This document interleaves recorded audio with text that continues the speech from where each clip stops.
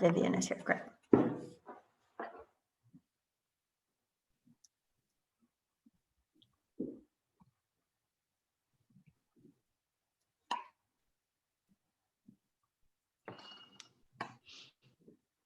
Welcome, Vivian. You're on mute. I can unmute you. Hi. There we go. Perfect. Hello. Yes. Hi. I just couldn't find the link.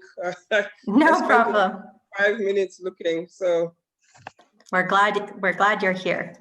So yes. We're just letting everyone in. So welcome everyone who's joining.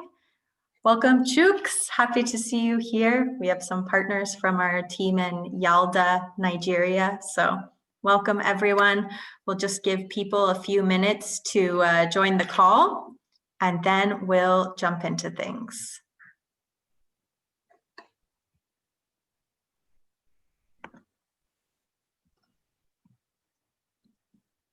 And just some housekeeping so everyone knows, please keep your microphones on mute when you're not speaking, specifically for the participants. We will have a Q&A section with the audience at the end, but feel free to post your questions in the chat throughout the discussion. You don't have to wait to the end to post them. And yeah, we'll give people 1 more minute to join, and then we'll already get started on the discussion. So thanks everyone. We'll start in just a minute.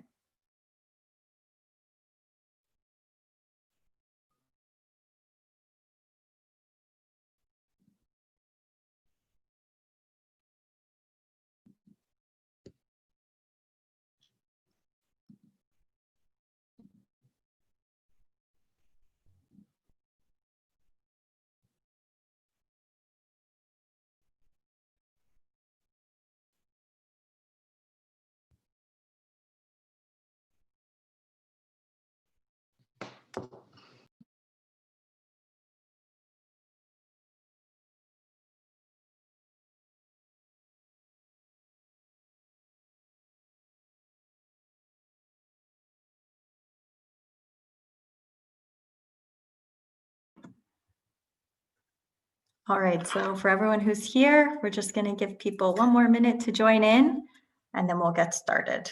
Thanks everyone for being on time. We appreciate it. So we'll just give people a minute longer, and then we'll jump into the conversation.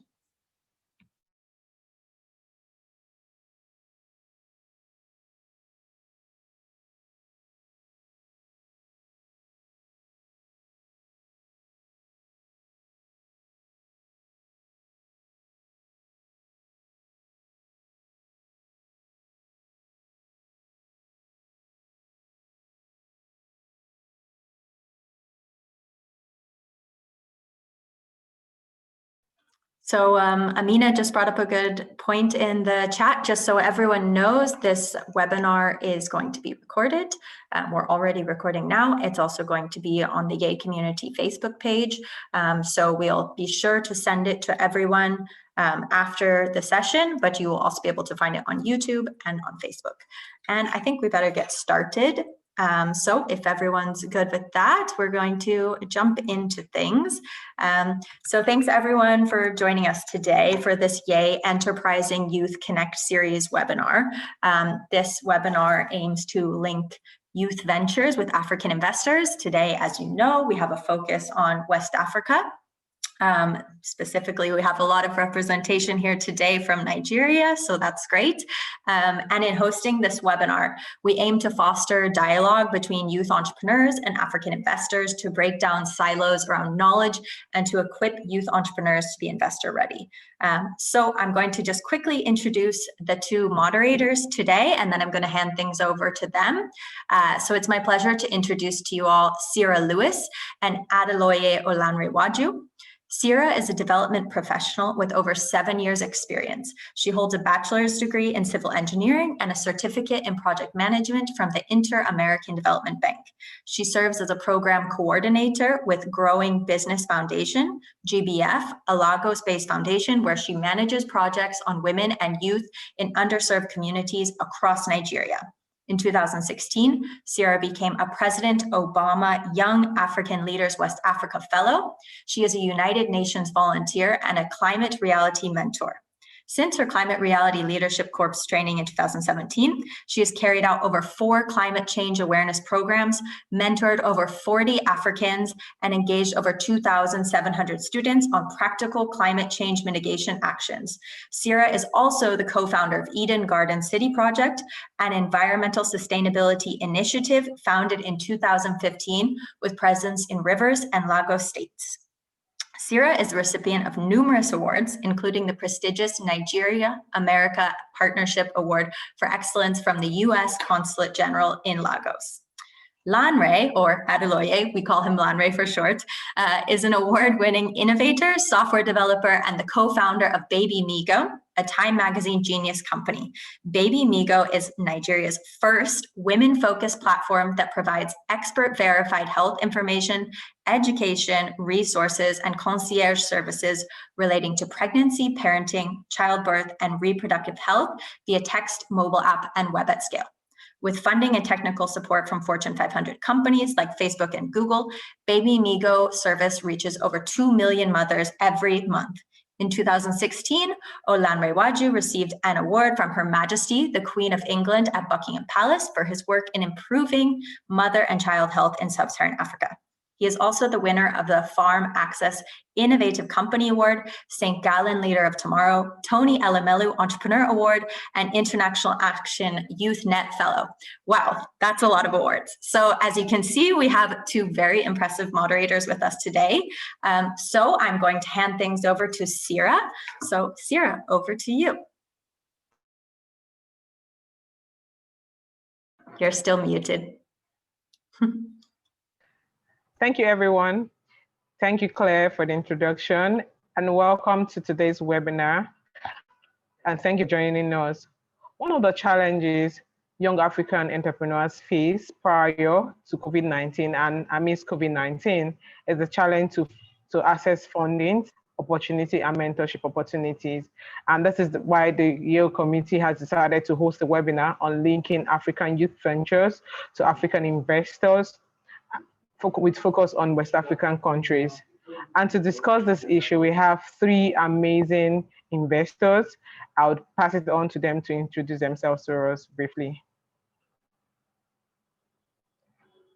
So we have Ami Suda. Ma'am Ami, you introduce yourself to us, followed by Ma'am Vivian Bamboye and Temilade Denton. Thank you. Thank you very much. Happy to be on this panel. My name is Ami Bensouda. I'm a lawyer and managing partner of a Gambian law firm, Ami Bensouda & Co. We have a presence also in Sierra Leone and Liberia, where we have IP, intellectual property offices, and registered trademarks and other intellectual property rights in those countries. I also chair 2 well-known companies, an Islamic insurance company, and also a microfinance company, one of the largest microfinance company in Gambia, which is tiny, as you know. I'm also one of the founders and chairperson of the Gambia Angels Network, known as GAIN. This was established in January 2020, fairly recent.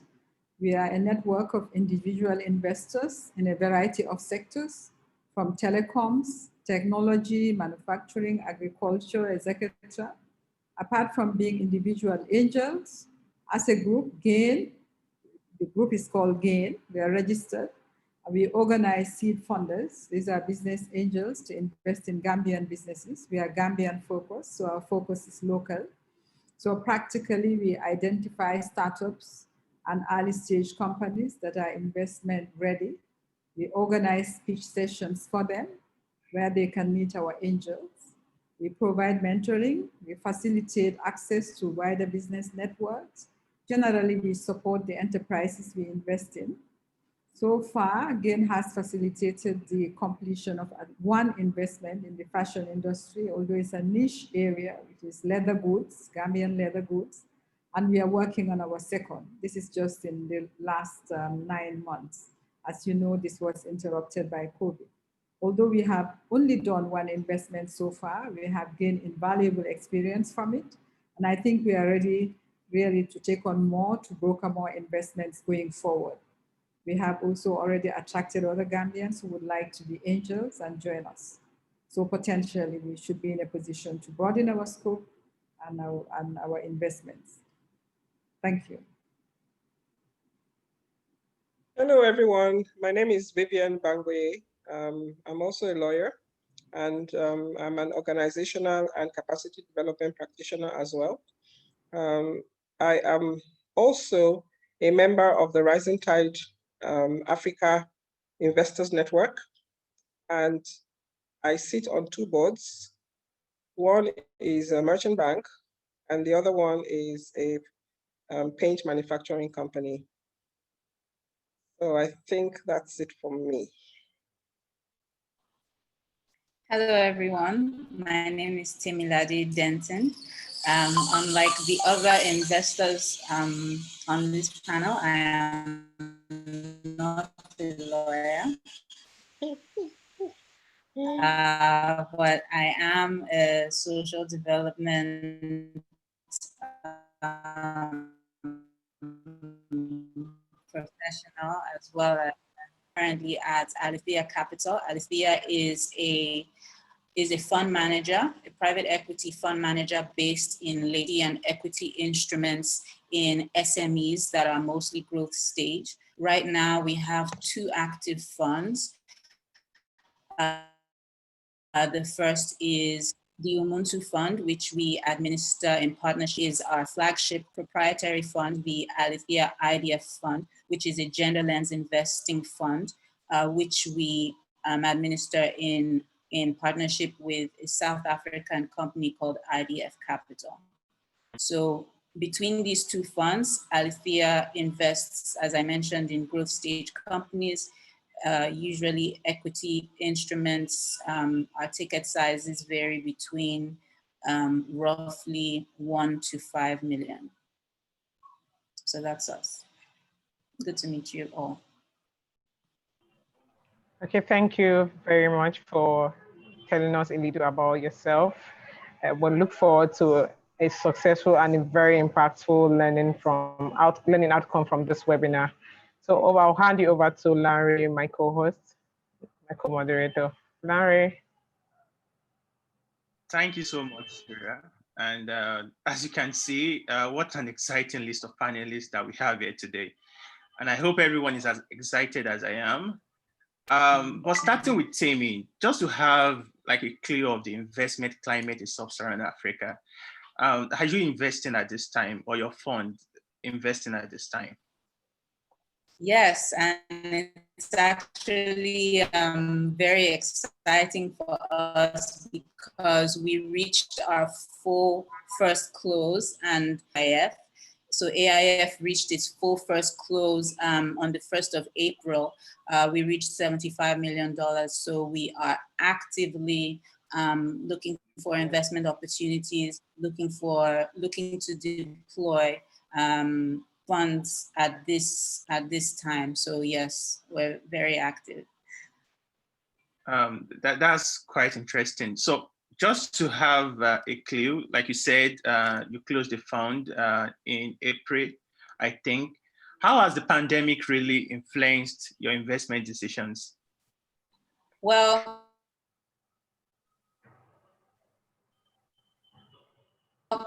in things were kind of up in the air. Everybody was trying to figure things out.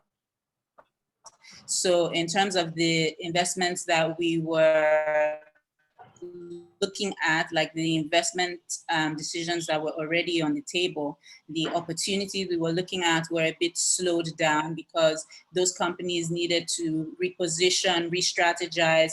A lot of times they had to reforecast their cash flows. They had to remodel and understand how exactly they could survive and operate during the lockdown, as well as take into consideration how the lockdown would affect their forecasts and their financial performance for the rest of the year. So because those businesses, we hadn't yet deployed funds into them, it took a bit of time, for us to understand what exactly the impact of COVID was. But apart from it affecting our decision-making time and time span, we've also learned from how COVID has affected not just the businesses in our pipeline, but as well as the other businesses that are in our portfolio, and just what we can see in the ecosystem. A few focus areas that seem to distinguish the winners, or the people who were, should I say, more adaptable to the situation at the time of the lockdown and of the pandemic. And some of those key areas are, for example, diversification of channels, of sources of your supply and distribution chains, resilience of the business, and sustainability. For example, a lot of supply chains were disrupted, due to the closure of borders. So how much of your supply is local? Why exactly were people, importing from wherever they were? What are the local opportunities that we can, take advantage of, for instance? Just understanding the diversification of businesses has really helped us to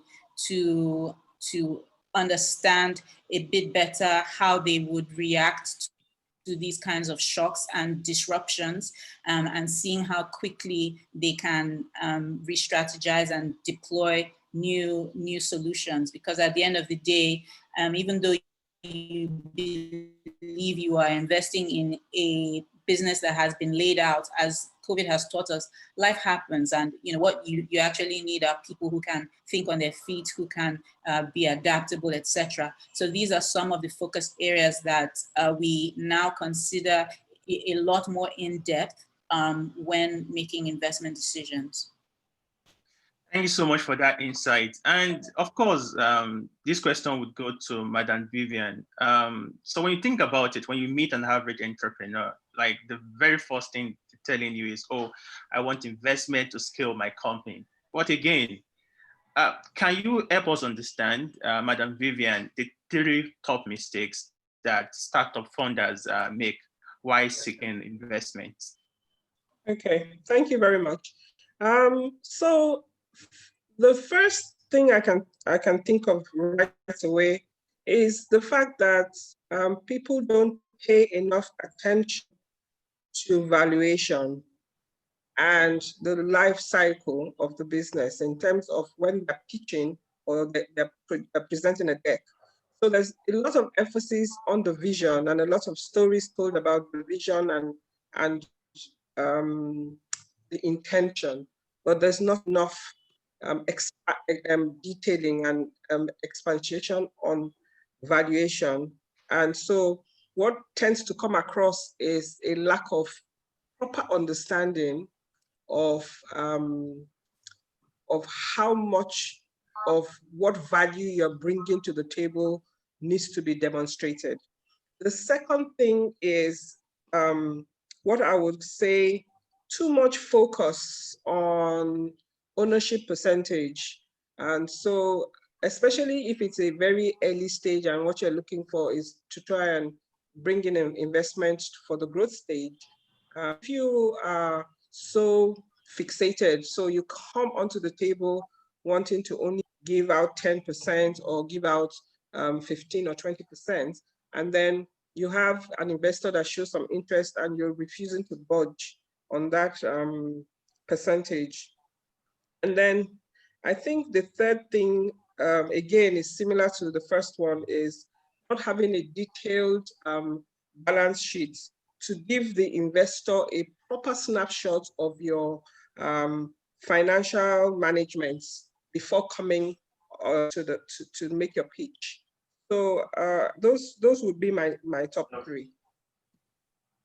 All right. Yeah, thank you so much for your insight. So a few things we've learned from here today so far is that, of course, from Madam Temi, our investors are actively looking for viable instruments, to invest in. And of course, the pandemic actually slowed things down a bit, but things are actually catching up. And from Madam Vivian, we also learned that startup funders should pay more attention on, not being too strict, if I can use the word, on the evaluation. Think about the life cycle more properly, and transparency in your past dealings are very important. So I would hand over to Syria now to continue asking our panelists some questions. Thank you very much, Larry. Madam Vivian, thank you for doing justice to that question. I have one question for you. In recent times, we hear, amidst COVID-19, we hear there's a new normal. The new normal has come to stay. Many entrepreneurs and investors say the pandemic is opening up in new opportunities. So in your own field, what are the opportunities you see in the work you do that have come to light because of this COVID-19 pandemic? Madam Vivian. Okay, I would say generally, technology seems to be what has really come to the fore. But specifically, I would say health technology tools. So, for example, telemedicine. So, a lot of hospitals are beginning to require ERPs, and those ERPs are specific to some of the the situations that come up in our environment, which is Nigeria. You have telemedicine. So during the COVID period, there were a lot of, in the past, I would say 2 years ago, we had pitches for telemedicine businesses, but because something like COVID hadn't happened, it didn't look viable at the time. But then those are businesses that were on our books and were sourcing for investment anyway. So there was a scale up of this kind of requests and businesses. The other one is tech for logistics as well. So different kinds of tech for logistics, specifically for what I'll call cross-country logistics, agricultural products, and then also tech or data collection tools for processing products or the processing value chain, for example. The other big one, of course, is virtual education. Again, because of the peculiarity of business in Nigeria, there were some that were actually specific to the needs or the gaps that were in our system. So a lot of the exams that people take, some of are not yet in the virtual space. So being able to scale that up, having some tools for lecturers, particularly lecturers in state universities, those kind of things also were coming up a lot as well. So those were the main areas, the specific areas that we have seen. Okay, thank you very much, Madam Vivian. One thing that stood out for me is leveraging on technology. A lot of businesses have to embrace technology, incorporate technology into their business model for sustainability. Thank you very much, ma'am. So, Madam Terminade, I think I have a very interesting question for you here. It says, do you see startups really taking advantage of the situation we're currently in? Well, yes, we've seen a range of responses actually, from those who are taking advantage to those who are just waiting for things to get back to normal. But amongst the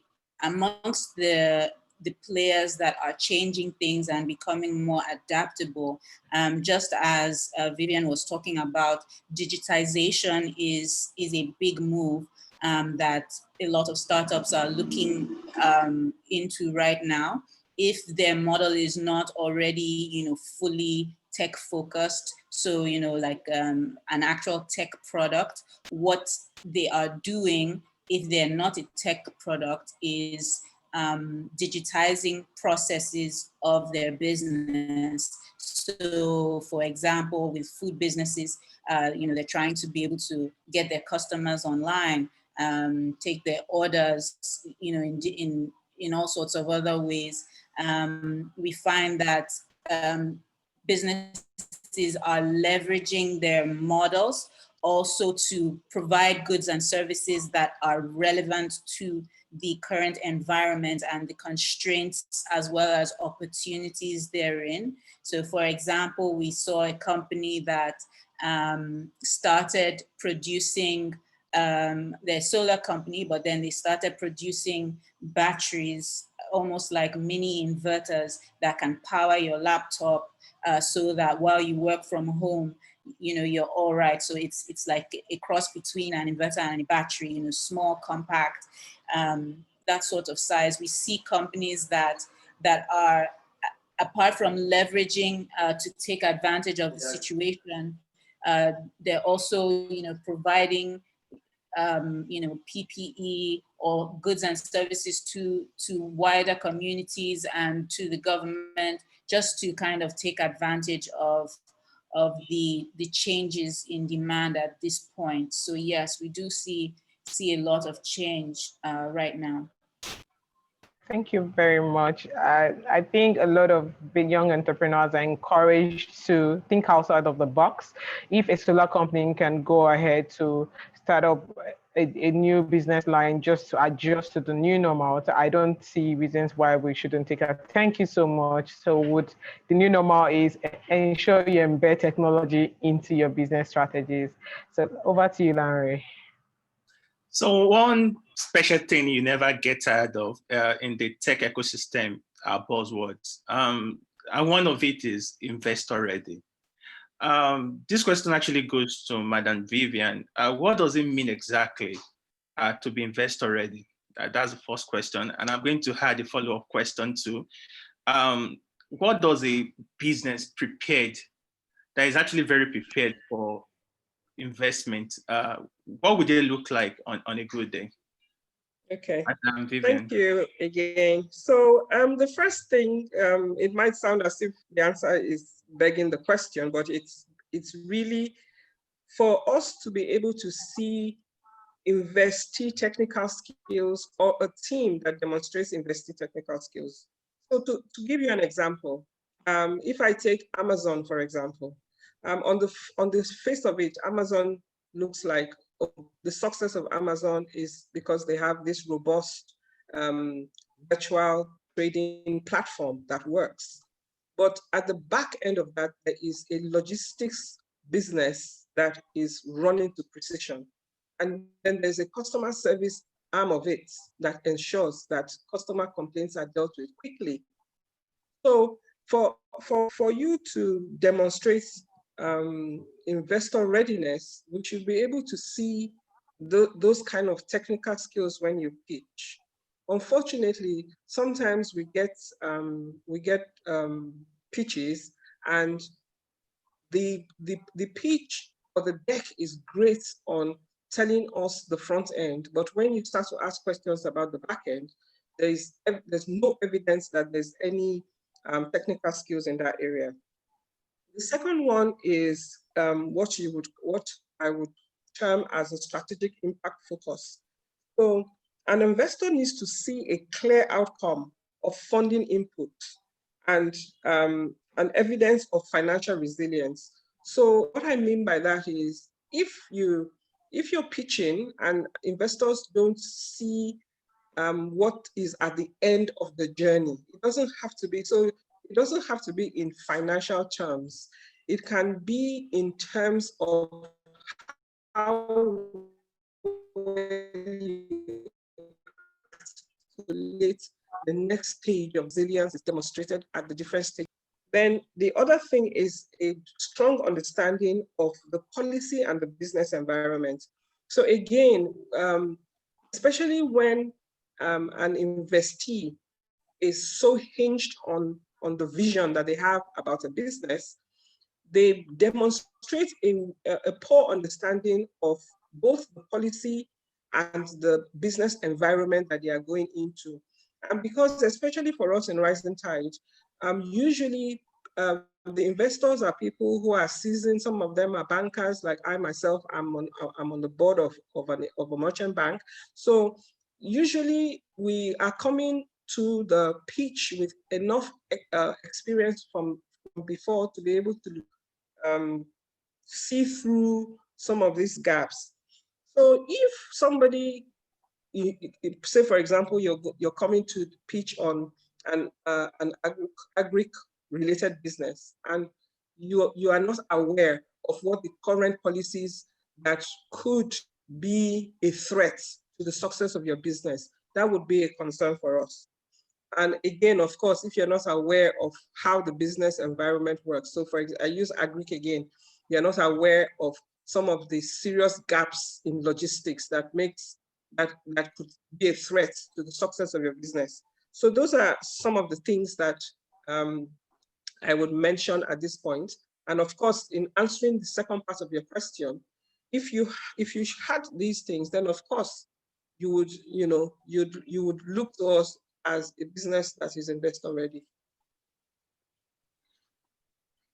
Thank you so much for doing justice to that question. If I heard you correctly, if an entrepreneur looking for investors, make sure you've done your assignment, because to be investment ready is to be prepared. You want to be sure that you know your competitors, you understand the policy climate, and also like get the technical skill that would ensure that the business is successful at the end of the day. Because at the end of the day, investors are not charity providers. So you just want to be sure that you can lay out clear cuts that actually makes them know that you definitely know your business than any other person else. Thank you so much. So I would hand over to Sarah now to continue asking our questions. Hello, Sarah. You are on mute, I think. Okay, thank you very much, Larry.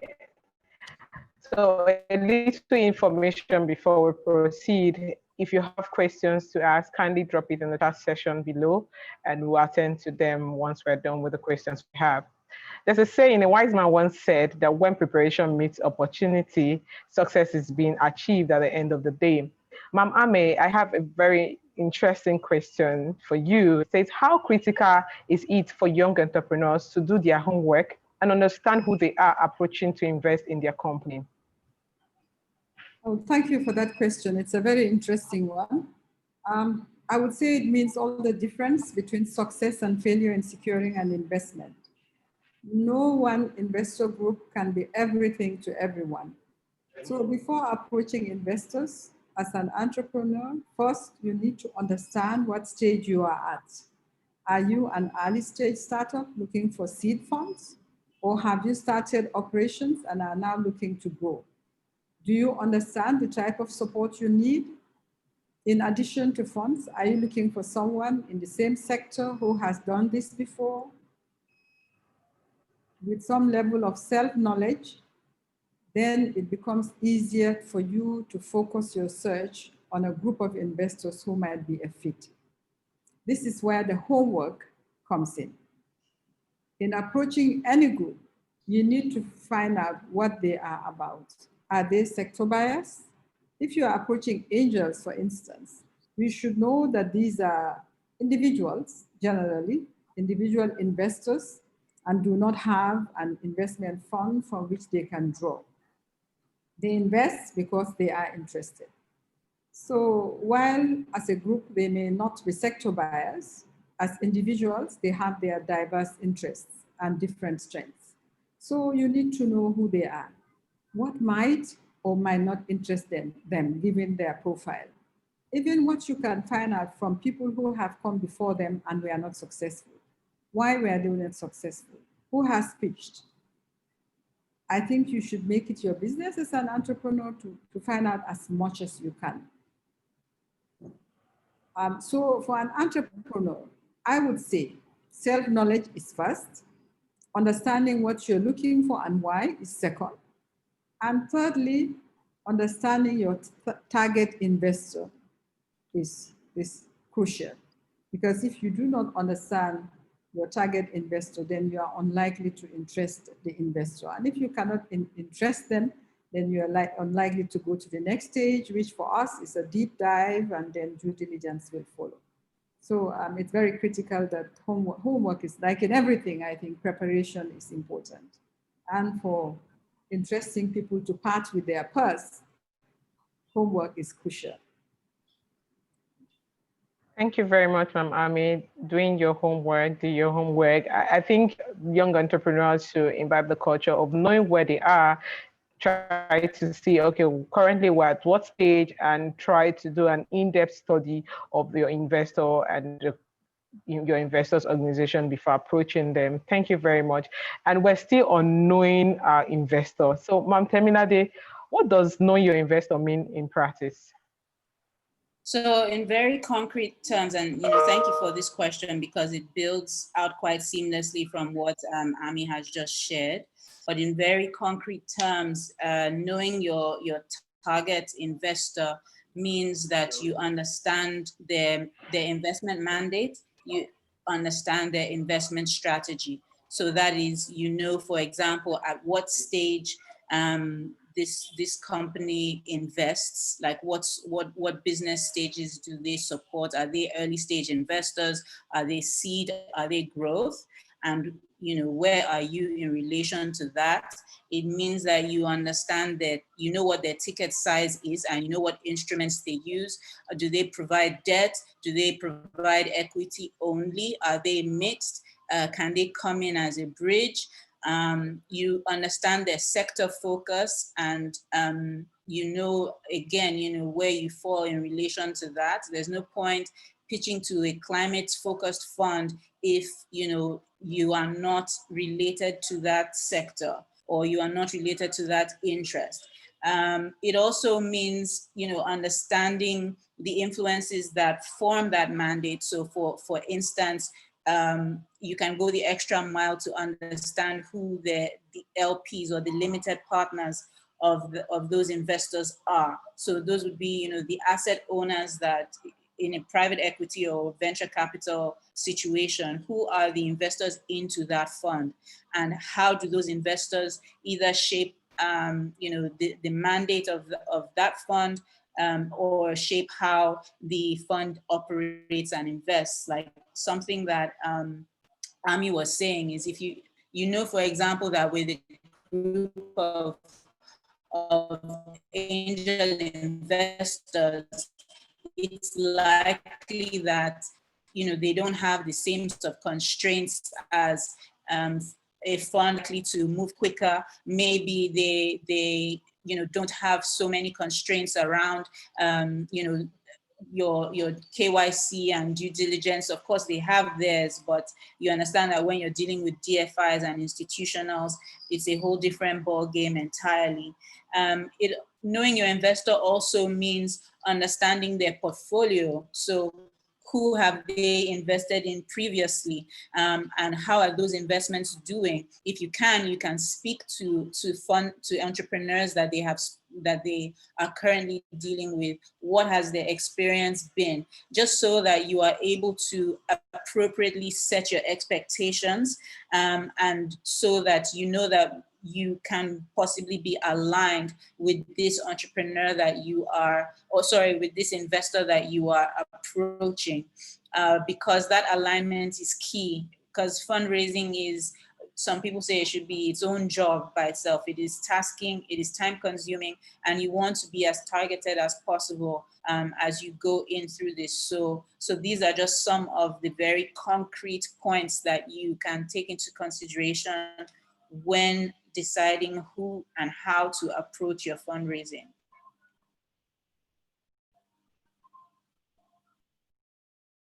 We can't hear you, Sarah.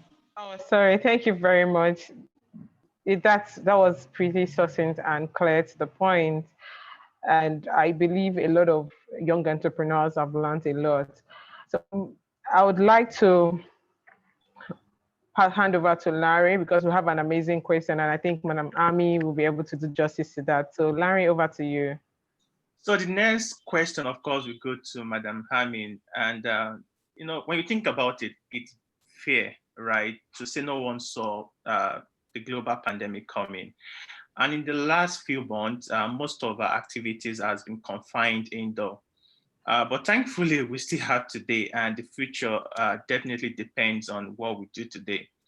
In your own opinion, as an expert in this in the investment climate in Africa, what will the post-COVID-19 investment climate in West Africa look like? And most importantly, how should entrepreneurs prepare for this time? Oh, thank you, Larry. That is an important question and very forward-looking. COVID-19, yes, it's a pandemic. Global pandemic has hit many economies hard, but it has also presented opportunities. I have a CEO friend in a microfinance company in Nigeria who tells me that their company has realized the highest growth sprouts during this COVID-19 period because they were quickly able to reposition themselves to leverage technology to deliver financial services during a period when people were forced to stay at home. So, and this story has been repeated across many countries in and outside Africa. Companies that have been able to leverage technology were least affected by COVID-19. On the other hand, no one really has escaped scot-free. It has been a nightmare for many companies, the travel industry for Gambia, the hotel industry, since we have such a high reliance on tourism. It has impacted non-essential business retailers who form the bulk of entrepreneurs in the informal sector throughout West Africa. So while fintech has boomed, on the other hand, the credit risk has shot up in the financial sector with cash flows drying up and entrepreneurs being unable to pay their debts. So the investment risks have gone up and investors are going to be even more prudent, more careful and selective because risk appetite is definitely down. My view is that there will be fewer investors for the immediate to short term as we all try to get out of COVID-19 and economies remain shaky and uncertain. There will also definitely be a much higher concentration on technology companies and on technology leverage companies, fintechs, etc. In the medium to long term, however, I believe that the situation will stabilize. Startups, that is what we are interested in mostly, form the bulk of, economies, across the world really, small companies, SMEs. And so this is very true for our region. So even if investment goes away or slows down, it will come back. We just need to strengthen the investment ecosystem, and that is what angel groups all over Africa are doing. You see angel groups sprouting out in all the countries. So I think that is the trajectory that we must follow. That's the way forward. Thank you so much for your input, ma'am. Of course, just to add, like you said, things will always come back to normal. And it is also worthy of note that some of the most viable businesses were actually built post-crisis. When you think about Slack, Airbnb, and so many companies that went publicly recently were actually built after the crisis, the economic crisis in the US. So it's something entrepreneurs might want to take advantage of. So I would hand over to Sarah to actually continue asking our own questions. Thank you very much, Larry. Thank you, Ma'am Ami. Currently, we're still amidst COVID-19, and a lot of entrepreneurs are looking forward to post-COVID. But while we're amidst COVID-19, money sometimes isn't enough. So, Ma'am Vivian, what role should angel and impact investors play in cushioning the effects of the COVID-19 pandemic? Right. Firstly, the most important thing for now is to share as much of the support network that exists within an angel investment network. So apart from the investing, which is where the money comes in, there are also other services that are available. So a good example is for Rising Tide. One of the things that we did during this COVID period was to share our database of potential investors who were looking to invest in telemedicine. And Lagos State at the time were looking for a lot of support around the centers that they were building. So quite a lot of people were able to, so the introductions and the partnerships that were set up as a result was something that helped. So like you said, it's not always about money. Sometimes it's about information, it's about knowledge sharing, and it's about relationships. And one of the things that was very critical during this period is to demonstrate some resilience. So there were many people who were willing to volunteer their skills, their expertise to help to perfect some of those investor documentation that were not as strong as they should be. There were a lot of students that were looking for places for internships. So those were all the things that investors were able to do at that point in time. Of course, COVID has made people to be more careful in terms of where they put their money. But at the there's also a lot of opportunities to mentor, a lot of opportunities to grow some of the businesses there were some endings, there were some beginnings. So some people, COVID probably taught them that this business we're doing right now, we need to do it in a different way. You could find an investor who has been singing that tune for a while and not having found anybody to take it up. So matching people was something that happened a lot during this period. So those are some of the things that RTA as a network did during this period. Thank you. Thank you very much. We're glad to hear your network went beyond investing, but giving young entrepreneurs opportunity to learn more. A man named Benjamin D said, the greatest good you can do for another is not to share your riches, but to reveal to him his own riches. So Ma'am Ami, I would like you to contribute. Do you believe angel investors should play a role in providing additional services like mentoring and training? Ami. Oh, Sarah, of course. Mentoring is part of training, and it is one of the things that distinguishes angels from other forms of investment. Yes, entrepreneurs have to work hard to attract the interest of at least one angel. However, once the angels carry out a deep dive and you hold up, then you are most likely in which case, my experience in the one investment that we have completed is that the angels will mentor you. For instance, if you are not structured to your best advantage, they help in ensuring that you have the necessary structure, that is the legal framework within which to operate. They look at your books, advise you on your bookkeeping, on your marketing, your packaging, and they also, help set up mechanisms that will monitor your progress. And once they invest, at least one angel may participate in your board, and this, of course, is a major source of capacity building for an entrepreneur. I don't think it can be better than that, having an angel on your board. For the one we have done, we also assisted not only in tidying up, the legal status of the business. We also helped to register the brand of the enterprise by, assisting the entrepreneur to register her trademarks, because she was already producing so many goods. And she also had branded them, but she had not registered them, so she had no protection.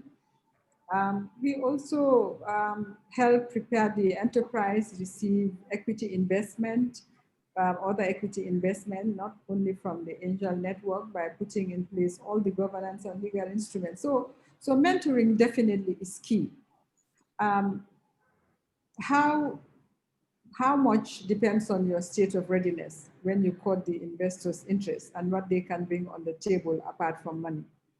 And angels normally have diverse reasons for joining the network, and some of them would have a high appetite for actually training and mentoring, others don't. So it's usually a mixed bag.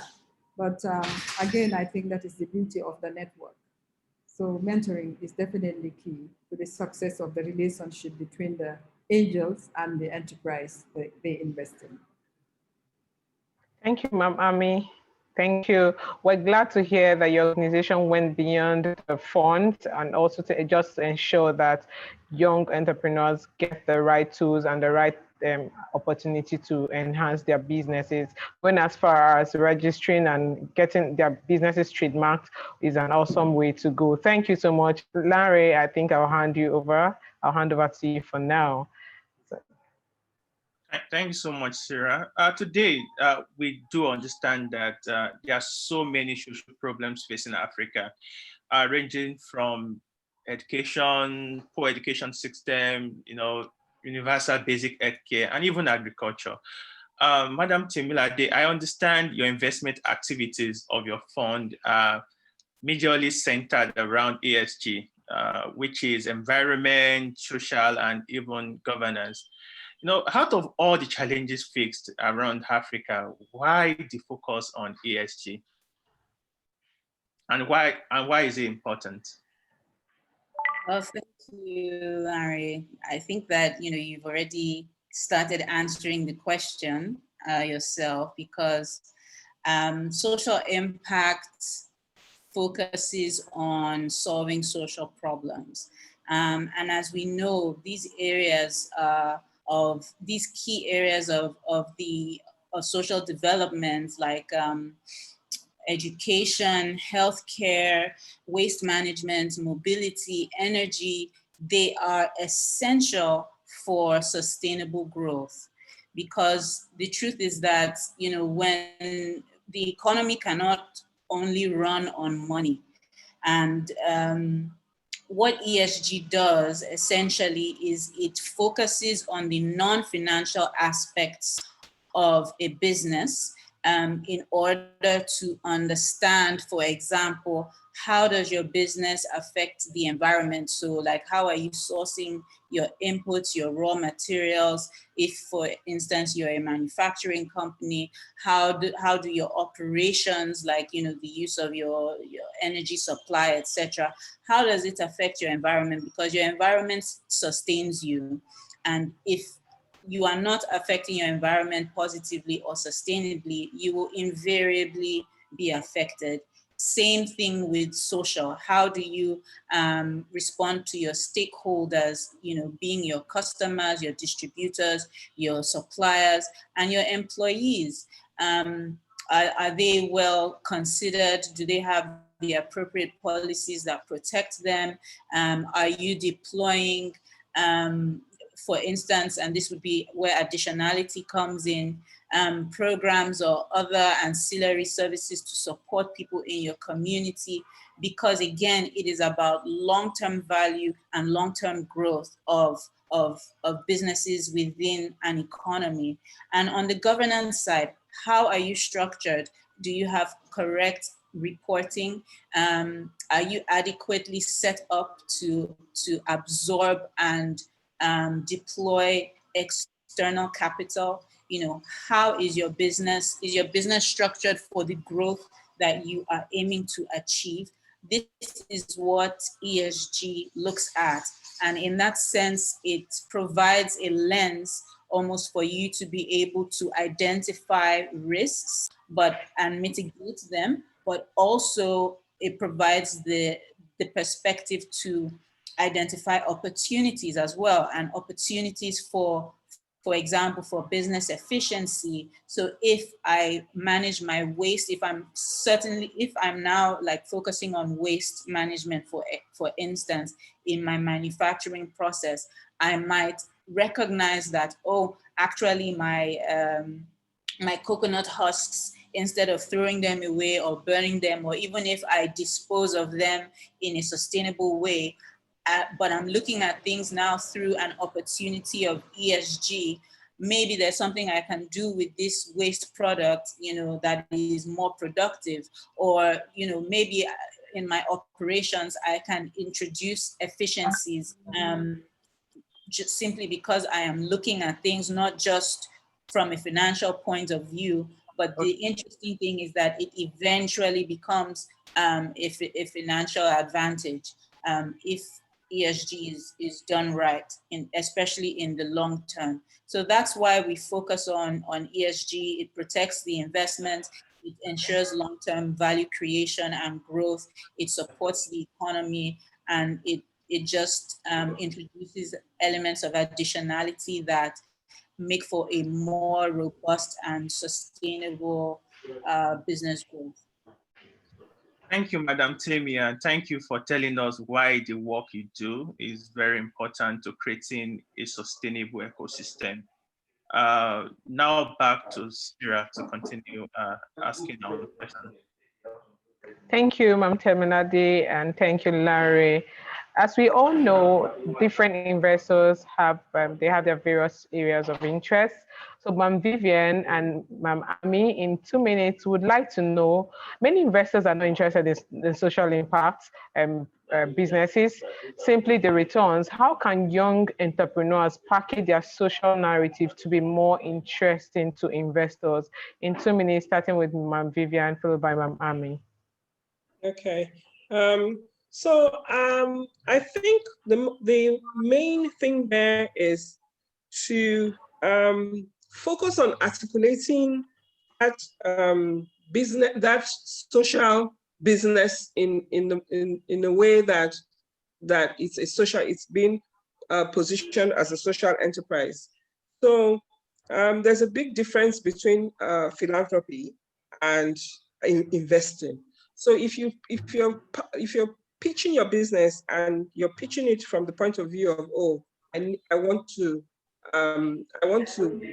help the population, it's not the same thing as saying that, oh, that I want you to invest in a particular business, and as a result of that business, I'm going to be creating social impact. So it's really about presenting the social enterprise first, rather than the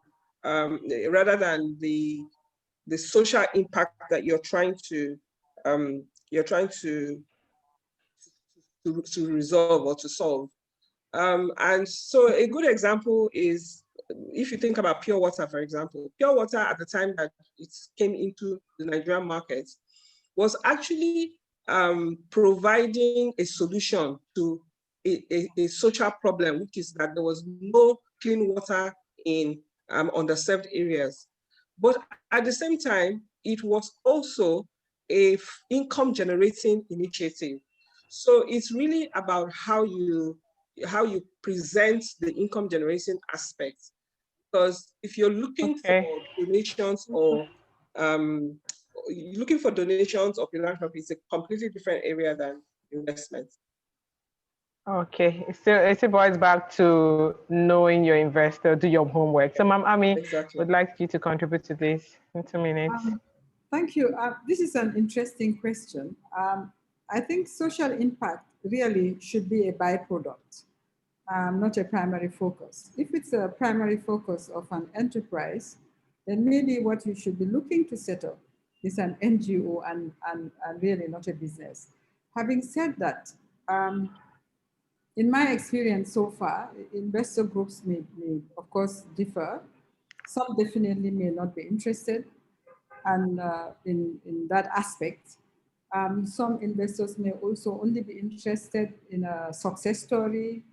Even among angels that invest in the same enterprise, there is different emphasis. But in my experience, there is hardly any angel that is really just interested in making money.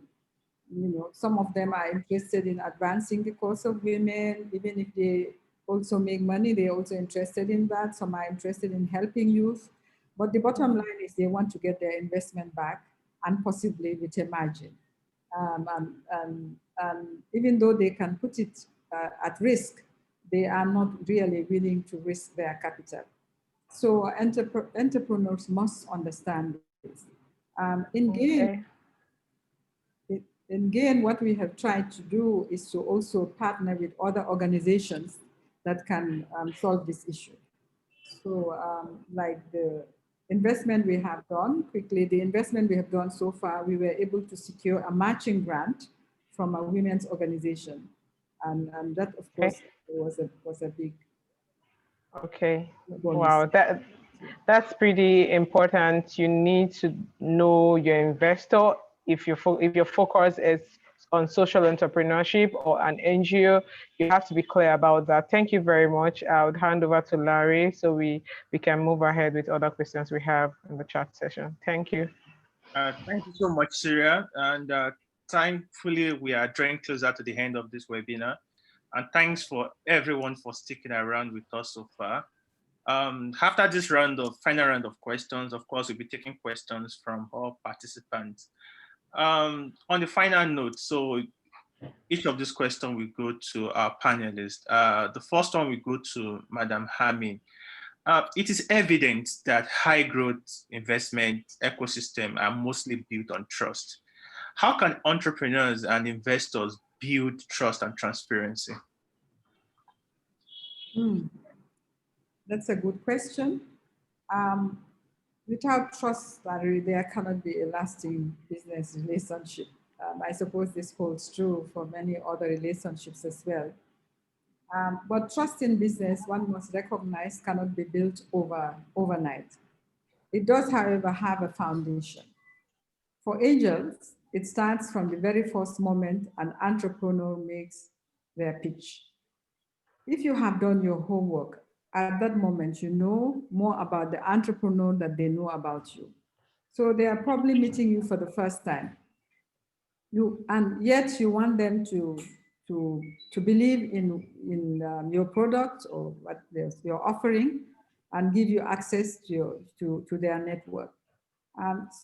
So you want them to invest in you. That's what you're asking for. So you have to persuade them to trust you.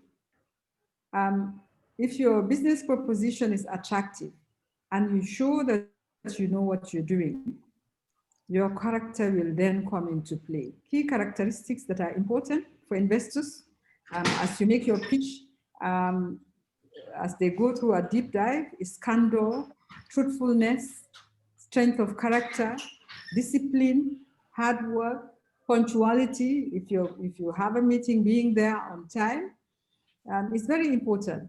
So these are things that investors will look out for. And if all your answers that you give hold up, if you know, the due diligence shows that yes, there are challenges, but you are a trustworthy person, they will trust you enough, I think, to go on to the next stage. But if your answers, you prevaricate, some of you are not very truthful, you oversell, and then they find out that some of the things you are saying are not true, then that is the beginning of distrust. I'm afraid you have failed. So trust, yes, it underlines everything, because if they don't trust you, they cannot invest. And they trust in your character. And Thank you. Thank you. Thank you, Madam Hamin. So the next question will go to Madam Vivian. Do you see technology in any way simplifying and bringing transparency to the investment processes, especially at the time? Yes, certainly I do. It's already started. Most people are beginning to, especially because of this COVID period, most people are beginning to understand the value of having their administrative processes automated. So this period actually tested the resilience and the depth of the corporate services of a lot of organizations. So the organizations that were able to quickly morph into what was required are the organizations that already had IT and already used IT proficiently as a support service. So most people who didn't have that are beginning to realize that they need to do that.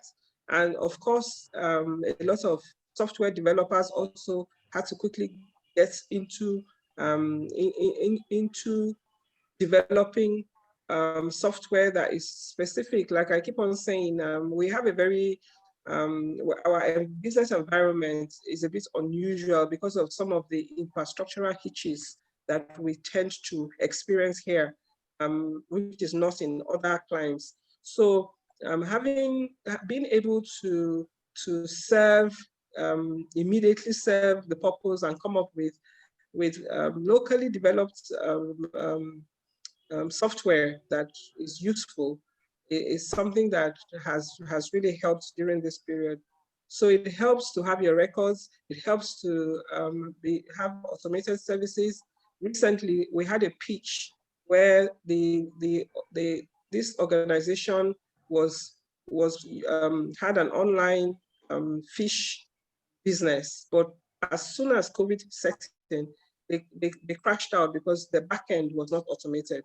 So these are some of the, this is the time when people's resilience and use of software and use of technology was tried and tested. So it definitely makes a difference, and it's helping to improve businesses from that point of view. Thank you. Thank you so much for your succinct answer. And the last but not the least question will go to Madam Timilade.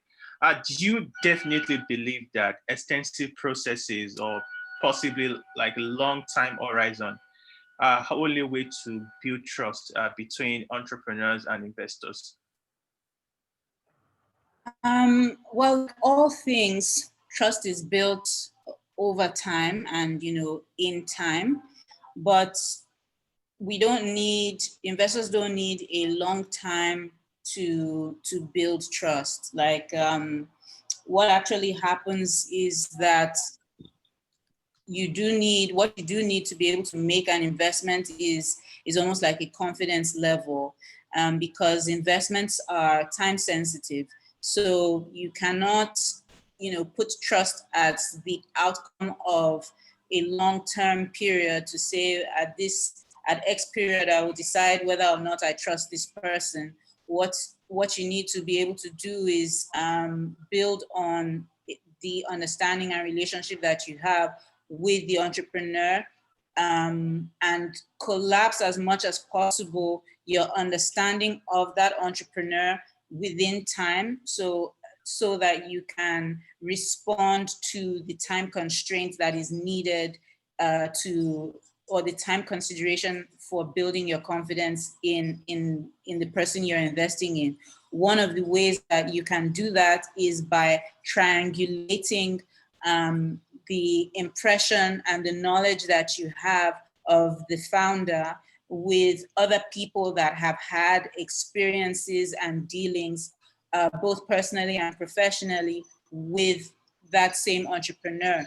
So for example, I would character reference my investees against maybe members of their board, their employees, their competitors, their customers, their distributors. What do these different people have to say about this person that I am considering investing in?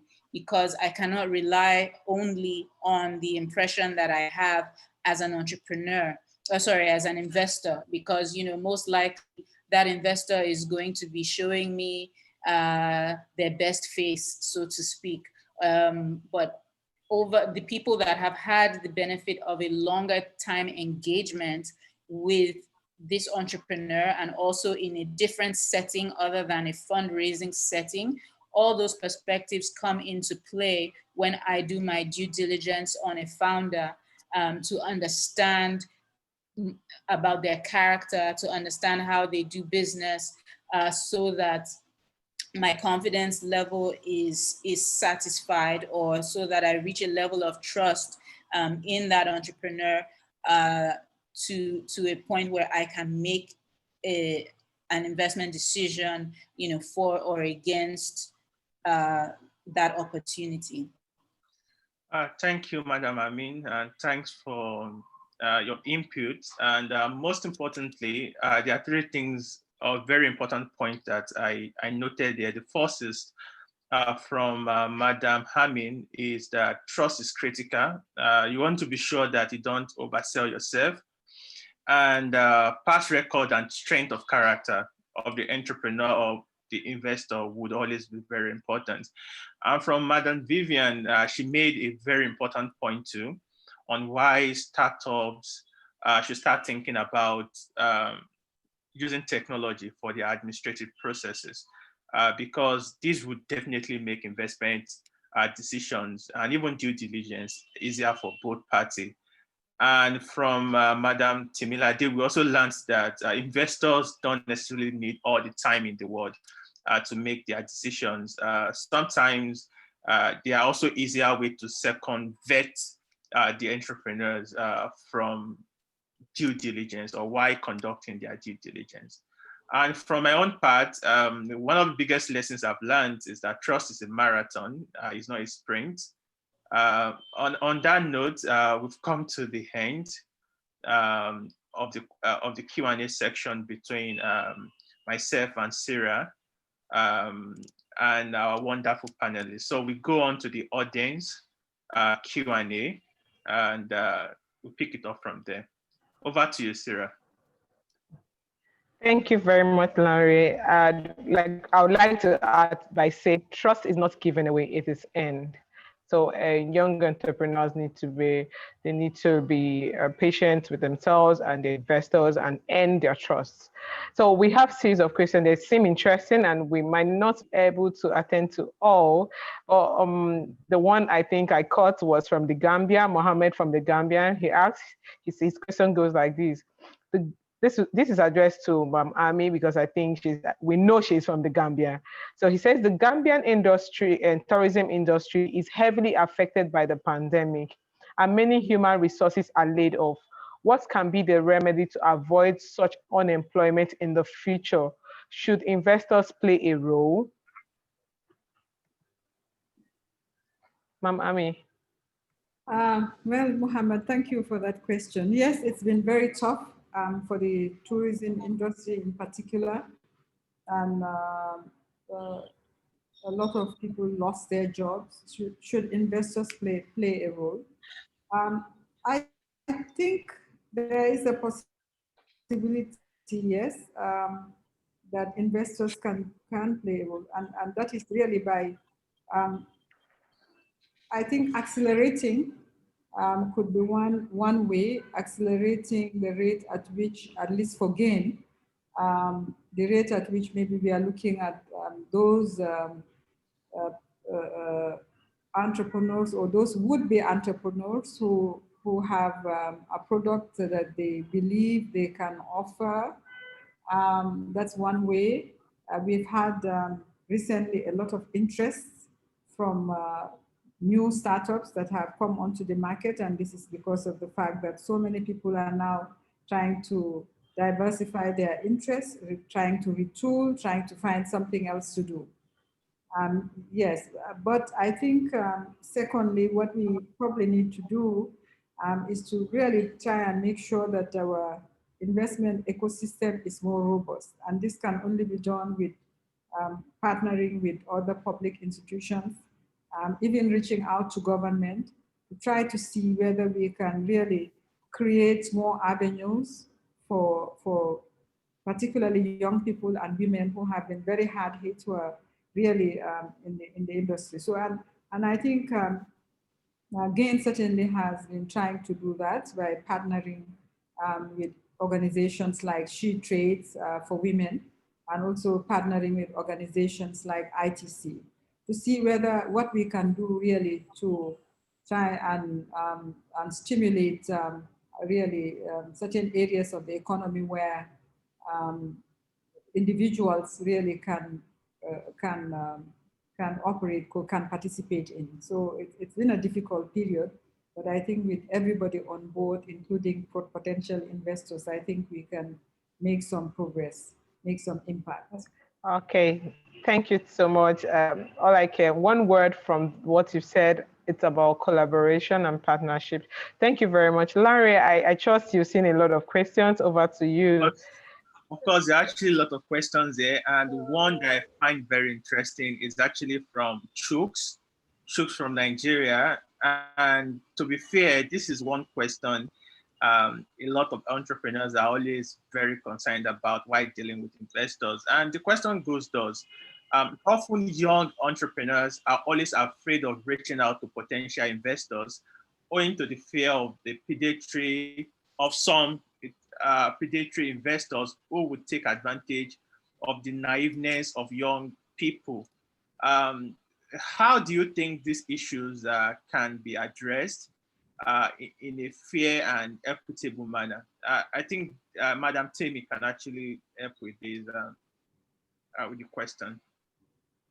Thank you, Chooks. Very interesting question and also very pertinent, especially given some of what's been in the news in Nigeria recently. You know, where we see private equity investments going wrong. What do you do? How do you protect yourself against predatory investors? The truth is that you need to be able to align yourself with the right investors. And that starts with, first of all, knowing your own needs.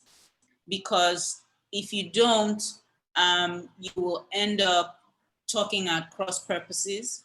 You will also not be able to identify the value that your investor is bringing in apart from money. And in that sense, you will always feel like you are being taken advantage of. So it's important to know your needs. It's important to know the investor. And I think that a lot of help can be gained from speaking to other entrepreneurs that have that are at the same stage or more advanced than you, or sorry, who have passed through the same stage, so that they can share their experiences that are maybe investor specific or just generally with fundraising. There are things that you have to know about your business, that you cannot outsource your, the understanding of your financial model. You need to be able to understand how to value your business, because when an entrepreneur comes to you with a valuation, you have to be able to defend your own valuation. You have to be able to show proof, should I say, that you understand what is going on in the transaction process, so that you are not ignorant. And it is also important to note what you do not know, and don't be overly defensive about that, because you would then just be shortchanging yourself. We see this all the time, actually, especially at negotiation stage, where the entrepreneur feels like they're being taken advantage of, or that they're letting go of their business. If you don't see what your investor is bringing on board, you will always feel that way. So first of all, you have to want both the investment and the investor, and then you work towards lines that are comfortable for both of you. Seek knowledge where you don't have it. Be conscious of what you don't know. Reach out to others who can mentor you during this process. Talk to lawyers, talk to financial advisors. Even if you can't afford them, first of all, definitely have a lawyer. Like, there's no way that you should go through a fundraising process without a lawyer. The advisor part, there's a lot of information available, but the more you can get, the better for you. I think that's pretty much it, because what we see a lot is that these misunderstandings come from either a lack of understanding and a lack of alignment. And so those things need to be settled on a fundamental level first, before investments can progress and make sense in the long run as well. Thank you so much for your insight. We are running late a bit, and hopefully we can take one last question. Sarah, over to you. Yes, thank you, Larry. One, you spoke my mind exactly. Ma'am Vivian, we know your organization have done a lot. So we have one interesting question. It says, in terms of debt, equity and mixture of debt and equity in fundraising by entrepreneurs, in your own view, what should the entrepreneur consider before settling for any of the fundraising options?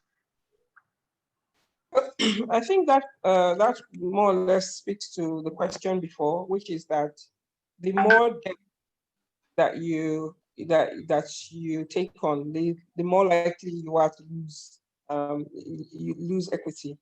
So I would say that it's very important for the investor, sorry, the investee, to have at the back of their mind before they go exactly how much risk appetite they have. That's number one. Because if you go into a negotiation or a discussion and you are taking on a huge debt vis-a-vis equity, then the risk is much higher. So from my personal perspective, I believe that it's better to start small. And we at RTA, we actually prefer a growth trajectory rather than a scale up. So this whole idea of going from 5 to 100, it doesn't usually work for us because we believe in in growing the nest egg slowly but surely. So I think that your ratio really, as you're going in at the beginning of the business, I don't think that you'll be doing anything more than 30%. And then you can and then again, it depends on the type of business you're doing. So there's some businesses such as fast moving goods. If it's that kind of business you're doing, then of course the margins might be small, but because the return is quick, you can afford to go a bit bigger with debts than if it is a business that the sales are much slower or your products or your commodities are fewer. So so I would say 30%, but then if it's an FMCG, you may be able to risk going a bit higher than that. Thank you. Thank you very much. Yeah, thank you so much for your input. And of course, we've had so many insights shared here today. Can you please, like each of our panelists, can you share one key takeaway for our audience here today?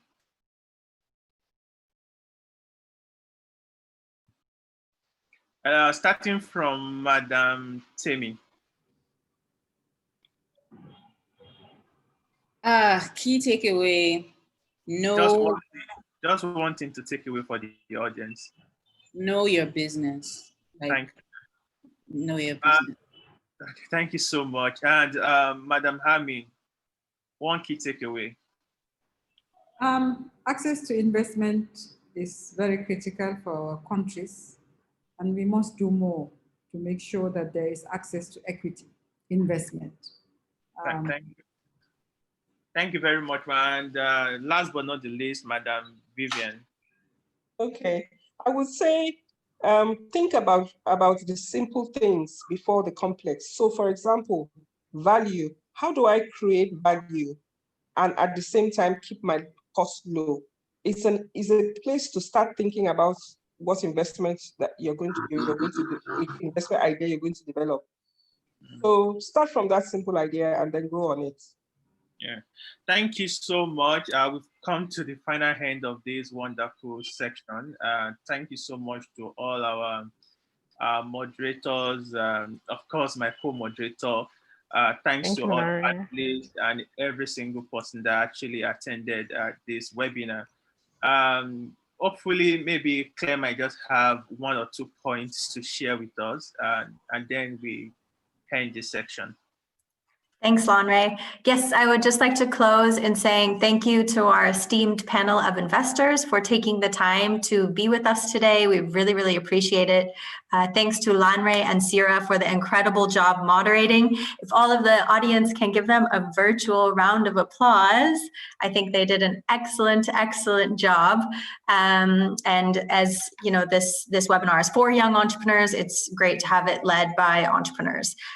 Before we close, we will have another webinar coming up next week. Unfortunately, I can't share the screen, but it will take place on the 16th of October from 11 o'clock Eastern Africa time, and it will be a one-on-one conversation with a young entrepreneur. Her name is Nancy Amunga, and she is the CEO of Dana Logistics. So we'll be sure to send you the link to register for that. And yeah, I just want to say thank you. We'll be sending the recording and the link to it on YouTube, so you can watch all the great insights back again as many times as you like. So thanks everyone for tuning in today, and we'll see you next time. Thank you. Have a great afternoon. Hi. Bye. Thank you. Bye. Bye.